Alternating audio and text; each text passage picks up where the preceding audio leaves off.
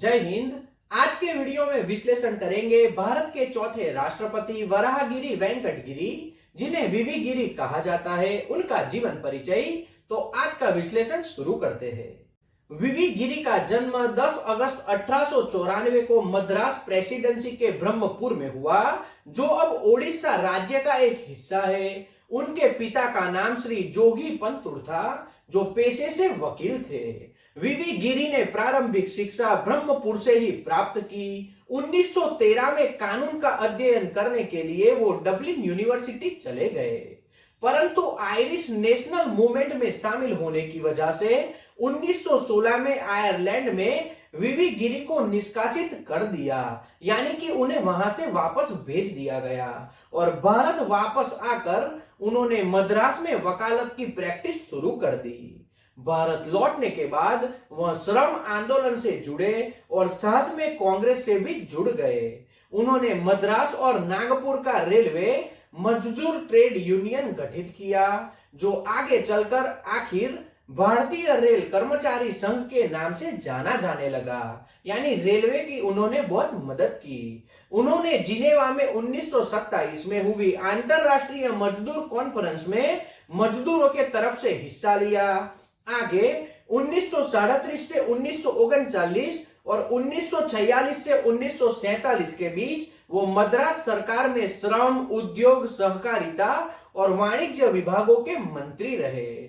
उसके बाद दूसरे विश्व युद्ध और भारत छोड़ो आंदोलन के दौरान वो जेल भी गए। आगे 1947 से 1951 के बीच वो शिलोंग में भारत के उच्चायुक्त के रूप में नियुक्त किए गए।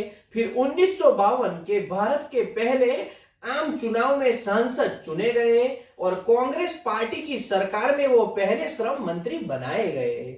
वीवी गिरी की समाजवादी राजनैतिक विचारधारा मजदूरों पर केंद्रित थी। उन्होंने श्रम मंत्री पद से इस्तीफा दे दिया, फिर भी वह 1957 का चुनाव हार गए। फिर उन्होंने सफलतापूर्वक उत्तर प्रदेश, केरल और मैसूर के राज्यपाल के रूप में देश की सेवा की। वह 1967 में भारत के उपराष्ट्रपति के रूप में चुने गए। उनके उपराष्ट्रपति के कार्यकाल के दौरान ही जाकिर हुसैन का 1969 में राष्ट्रपति कार्यकाल में ही निधन हो गया। फिर एक बार राष्ट्रपति के चयन के लिए चुनाव हुए।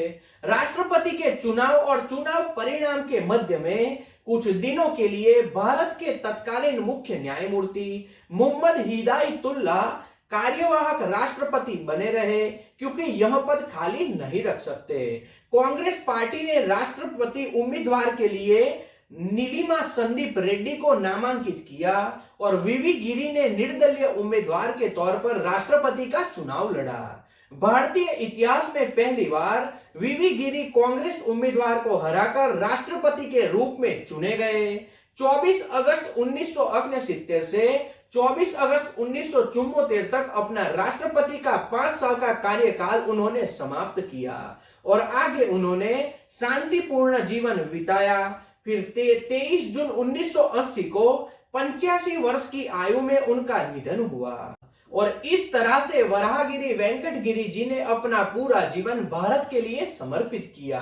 तो यह था भारत के चौथे राष्ट्रपति वीवी गिरी का जीवन परिचय। तो आज के वीडियो में इतना ही। जय हिंद।